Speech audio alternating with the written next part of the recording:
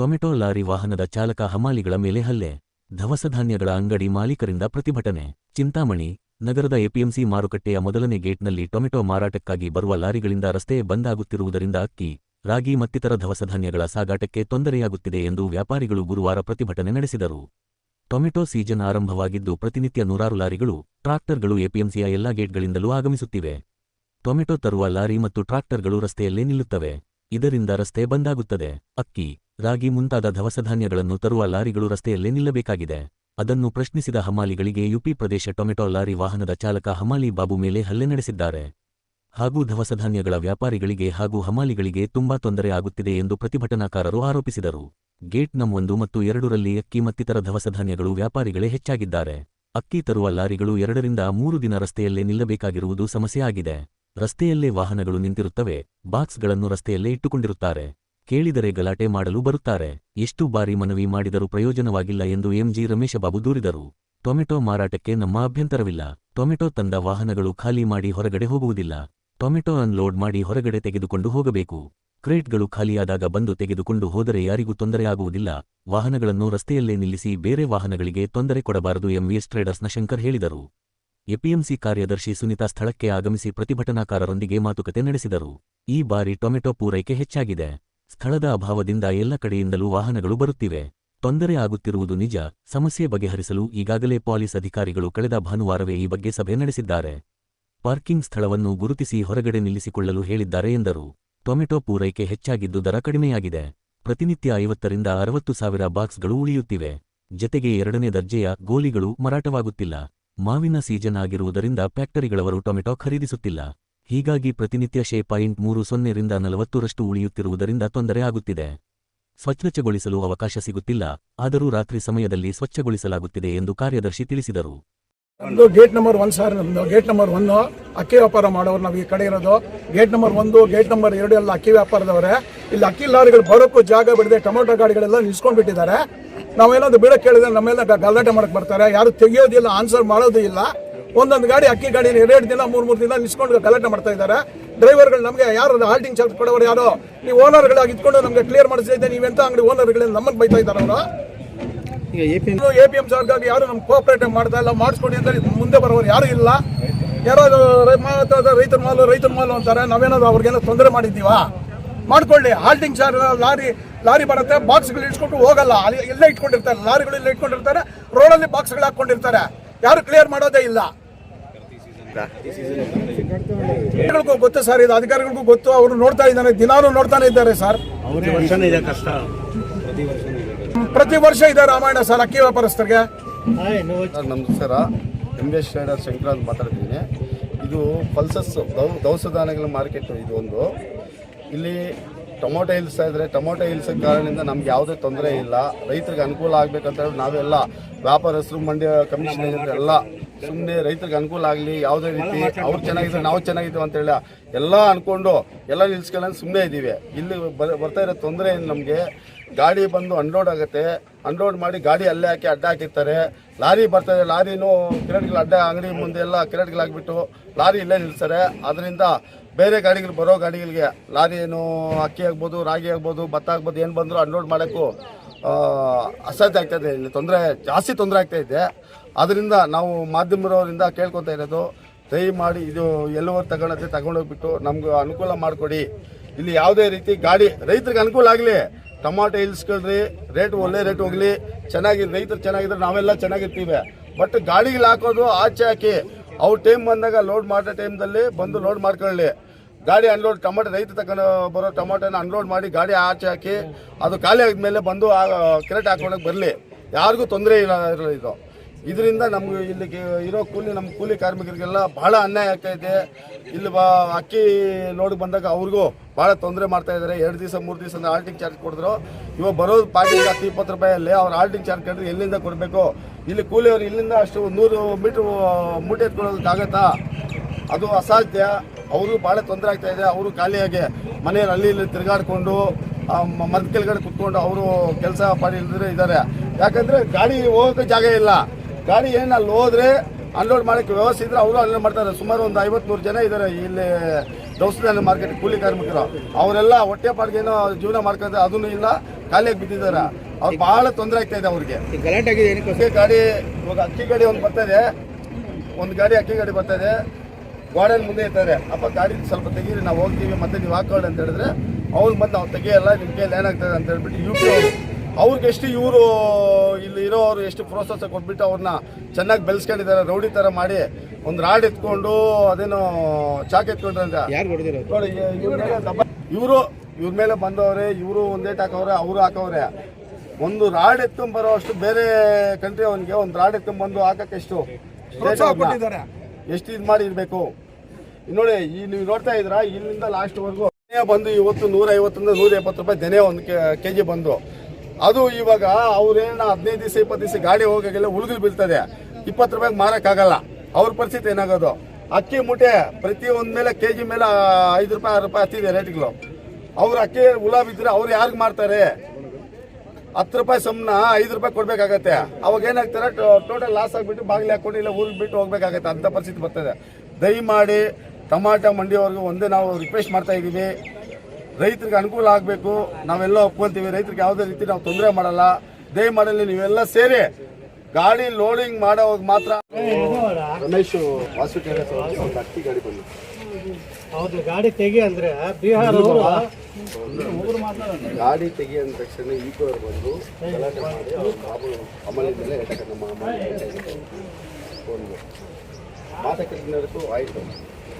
2 ದಿವಸ 3 ದಿವಸ ಗಾಡಿ ಅನ್ಲೋಡ್ ಆಗಿಲ್ಲ ಅಂತ ಹೇಳಿದ್ರೆ ಅವ್ರು ಬಂದು ಒಂದು ಡ್ರೈವರ್ ಬಂದು ಅದನ್ನ ನಮ್ಗೆ ಆಲ್ಟಿಂಗ್ ಚಾರ್ಜ್ ಕೊಟ್ಟು ನಾವು ಆಲ್ಟಿಂಗ್ ಇರಲ್ಲ, ನೀವು ಓನರ್ ಹಾಕೊಂಡು ನಿಮ್ಮ ಕೈಯಲ್ಲಿ ಕ್ಲಿಯರ್ ಮಾಡ್ಸೋಕ್ಕಾಗಲ್ಲ, ನೀನು ಯಾಕೆ ಅಕ್ಕಿ ವ್ಯಾಪಾರ ಮಾಡ್ತೀರಿ, ಹಾಕು ಅಕ್ಕಿ ಹಾಕಿ ತರಿಸ್ಕೊಳ್ತೀರಿ ಅವನ್ನೆಲ್ಲ ಮಾತಾಡೋದು.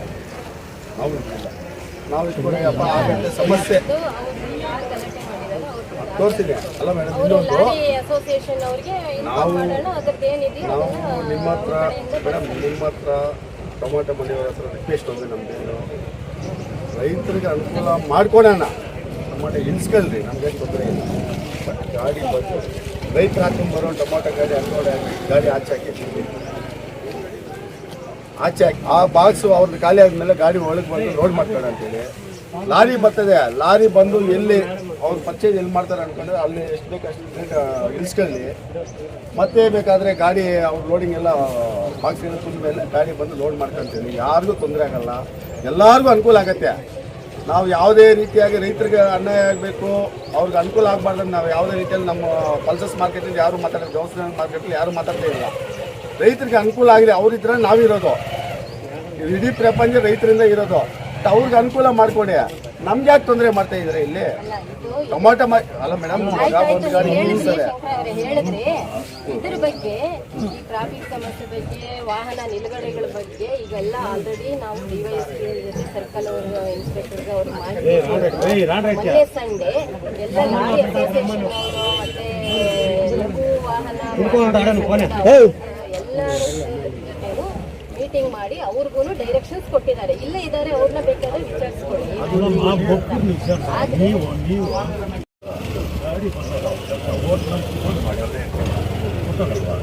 ಅವ್ರು ಖಾಲಿ ಆಗಿಬಿಟ್ರೆ ನಮಗೇನು ತೊಂದರೆ ಇಲ್ಲ.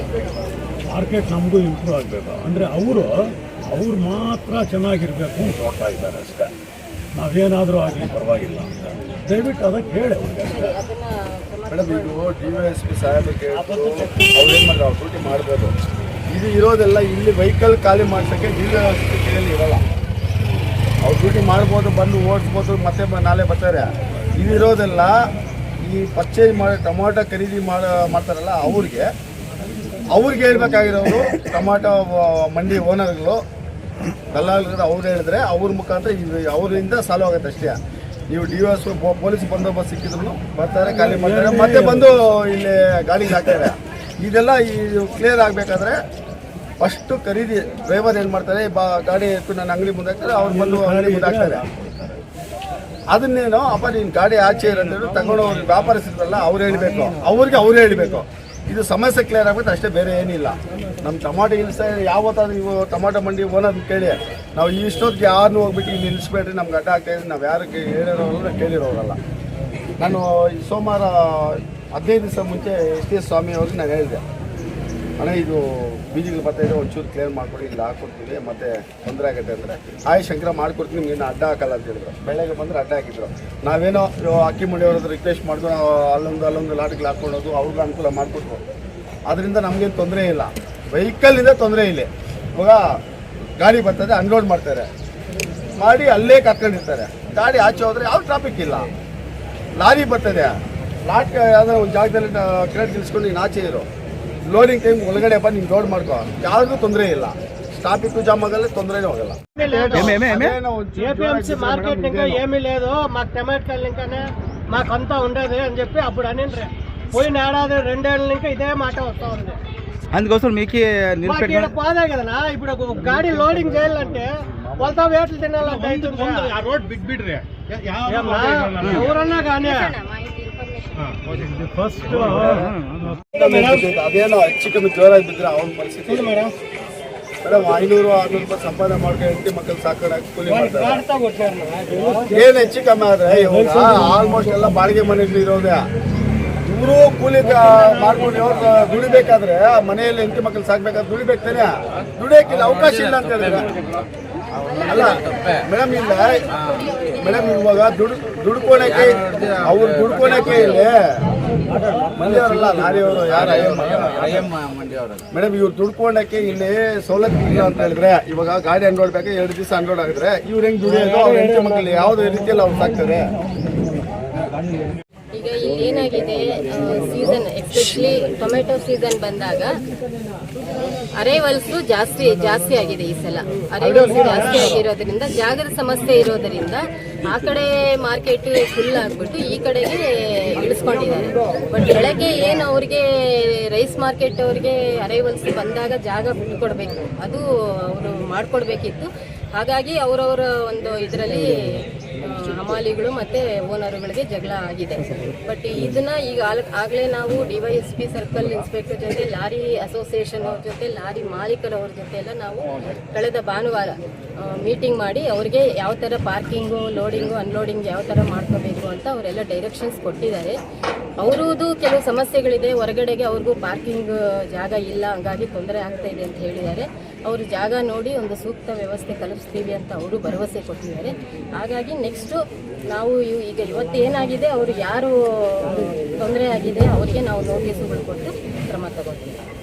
ಅರೈವಲ್ಸು ಜಾಸ್ತಿ ಆಗಿ ರೇಟ್ ಡೌನ್ ಆಗಿರೋದರಿಂದ ಸುಮಾರು ಒಂದು ದಿನಕ್ಕೆ 50,000 ರಿಂದ 60,000 ಬಾಕ್ಸ್ಗಳು ಟ್ರೇಡ್ ಆಗ್ದಿರ ಅಲ್ಲೇ ಉಳಿತಾ ಇದೆ. ಆಕ್ಷನ್ ಆಗಿ ಕೂಡ ಹೊರಗಡೆ ಹೋಗ್ದಿರ. ಅದಲ್ಲದೆ ಆಮೇಲೆ ಸೆಕೆಂಡ್ರಿ ಗೋಲಿ ಅಂತೀವಿ, ವೇಸ್ಟ್ ಕಾಯಿ, ಅವು ಕೂಡ ಇವಾಗ ಹೊರಗಡೆ ಹೋಗ್ತಾ ಇಲ್ಲ. ಕಾರಣ ಫ್ಯಾಕ್ಟ್ರಿಗಳವರು ಈಗ ಮಾವಿನಕಾಯಿ ಸೀಸನ್ ಆಗಿರೋದ್ರಿಂದ ಫ್ಯಾಕ್ಟ್ರಿಯವರು ಟೊಮೊಟೊದು ತಗೊತಾ ಇಲ್ಲ. ಹಾಗಾಗಿ ತುಂಬ ಅಂದರೆ ಒಂದು 50% ವೇಸ್ಟ್ ಇಲ್ಲೇ ಉಳ್ಕೊತಾ ಇರೋದ್ರಿಂದ ತೊಂದರೆ ಆಗ್ತಾ ಇದೆ. ಬಟ್ ಈಗ ಹೆಚ್ಚಿಗೆ ಅರೈವಲ್ಸ್ ಇರೋದ್ರಿಂದ ಕ್ಲೀನಿಂಗ್ ಅವ್ರಿಗೂ ಕೂಡ ಈ ಲಾರಿಗಳು ನಿಲ್ಲಿಸಿರೋದ್ರಿಂದ ಅವ್ರಿಗೆ ಪ್ರತಿದಿನ ಕ್ಲೀನ್ ಮಾಡ್ಕೊಳ್ಳೋಕ್ಕೂ ತೊಂದರೆ ಆಗ್ತಾ ಇದೆ. ಆದರೆ ಯಾವಾಗ ಟೈಮ್ ಸಿಗುತ್ತೋ ರಾತ್ರಿ ಹೊತ್ತಾಗಲಿ ಎಲ್ಲ ಕ್ಲಿಯರ್ ಮಾಡ್ತಾ ಇದ್ದೀವಿ. ಒಂದ್ಸಲೆಲ್ಲ ಡೈಲಿ ಮಾಡ್ತಾ ಇದ್ದೀವಿ. ಯಾವುದಕ್ಕೆ? ಕ್ಲೀನಿಂಗಿಗೆ 7 ರಿಂದ 8 ಜನ. ಆದರೆ ಈಗ ಕ್ಲೀನಿಂಗ್ ಏನಾಗ್ತಾ ಇದೆ ಅಂದರೆ ಡೇ ಟೈಮು ಆಗ್ತಾ ಇಲ್ಲ. ಯಾಕಂದರೆ ಲಾರಿಗಳು ನಿಂತಿರುತ್ತೆ, ಟ್ರೇಡ್ ಆಗಿರಲ್ಲ, ಎಲ್ಲ ಬಾಕ್ಸುಗಳು ಅಡ್ಡ ಇರುತ್ತೆ. ಹಾಗಾಗಿ ರಾತ್ರಿ ಹೊತ್ತು ಆಮೇಲೆ ನಾವು ಅವ್ರನ್ನ ಏನೋ ಕಮಿಷನ್ ಏಜೆಂಟುಗಳನ್ನ, ಟ್ರೇಡರ್ಸ್ನ ಎಲ್ಲನೂ ರಿಕ್ವೆಸ್ಟ್ ಮಾಡಿದ್ದೀವಿ. ಸ್ವಲ್ಪ ಅಟ್ಲೀಸ್ಟ್ ಡೈಲಿ 1 ರಿಂದ 2 ಅವರ್ಸ್ ಆದರೂ ಜಾಗ ಬಿಟ್ಕೊಟ್ರೆ ಕ್ಲೀನ್ ಮಾಡ್ಕೊಳ್ಳೋಕ್ಕೆ ಅವ್ರಿಗೂ ಅವಕಾಶ ಆಗುತ್ತೆ. ಸಹಕರಿಸಬೇಕು ಅಂತ ನಾನು ಅವ್ರಿಗೆ ಮನವಿನೂ ಮಾಡಿದ್ದೀನಿ. ಪಿಕ್ಷೈನ್ ಅಂತ ಅವ್ರು ಇವತ್ತಿಗೆ ಅವರು ಕೆಲಸ ಮಾಡೋ ಅಮ್ಮಾಲಿ ಅವ್ರನ್ನ ಕೇಳಿದೀವಲ್ಲ, ಗುತ್ತಿಗೆದಾರರು ನಮ್ಗೆ ಅಜಯ್ ಅನ್ನೋರು ದುಡ್ಡು ಕೊಡ್ತಾ ಇದ್ದಾರೆ. 600 ರೂಪಾಯಿ ಕೊಡ್ತಾರೆ, ನಮ್ಮ ಹತ್ರ ಇದೆ 600 ರೂಪಾಯಿ ಕೊಡ್ತಾ ಇದ್ದಾರೆ. 3 ಜನ, ಬರೀ 3 ಜನ, 2 ಗಾಡಿ ಇದೆ, 1 ಇಂಜನ್ ಇದೆ. ಅಜಯ್ ಅನ್ನೋರು ಇದು ಸತ್ಯ, ಒಂದೇ ಗಾಡಿ ಇರೋದು. ಒಂದೇ ಗಾಡಿನಾ? ಒಂದೇ ಗಾಡಿ ಇರೋದು. ಅವರೇ ಹೇಳ್ತಾರೆ ಕ್ಲೀನಿಂಗ್ ಹಾಕೊಂಡ್ರೆ ಮಗ ಇಲ್ಲಿ ಹೋಗುತ್ತೆ, 1 ಅಡಿ ಹೋಗುತ್ತೆ ಕೆಳಗಡೆ. ಟೊಮಾಟೋದಲ್ಲಿ ಕ್ಲೀನಿಂಗೇ ಇಲ್ಲ. ಲಾಸ್ಟ್ ಡೆಡ್ ಎಂಡ್ ಅಲ್ಲಿ ಬನ್ನಿ ಒಂದ್ಸಲಿ ನೋಡಿ, ಅಲ್ಲಿ ಬರೋ ವಾಸನೆಗೆ ಇಲ್ಲ. ಯಾರು ಒಂದು ಕಾಫಿ ಕುಡಿಯಲ್ಲ, ಟಿಫನ್ ಮಾಡಲ್ಲ, ಆ ತರ ಐತೆ. ಎಲ್ಲ ವಾಸನೆ ಎಲ್ಲ ಇಲ್ಲಿ ತುಂಬಿಟ್ಟು ಏನಕ್ಕೆ ಮಾರ್ಕೆಟ್ ಅಲ್ಲಿ ಹಾಕಂತ ಹೇಳ್ಬಿಟ್ಟು ಕ್ಲೀನಿಂಗ್ ಅವ್ರು ದುಡ್ಡು ಕೊಡ್ತಾರೆ ಇವರು. ಇಲ್ಲೇ ತುಂಬಿಕೊಳ್ಳೋದು ಅಲ್ಲಿ ಮೂರೇ ಇವಾಗ ಒಂದು ಟೆಂಡರ್ ಕೂಡಿದ್ರೆ ಮಾರ್ಕೆಟ್ ಇಂದ ಆಚೆ ಹೋಗ್ಬೇಕು.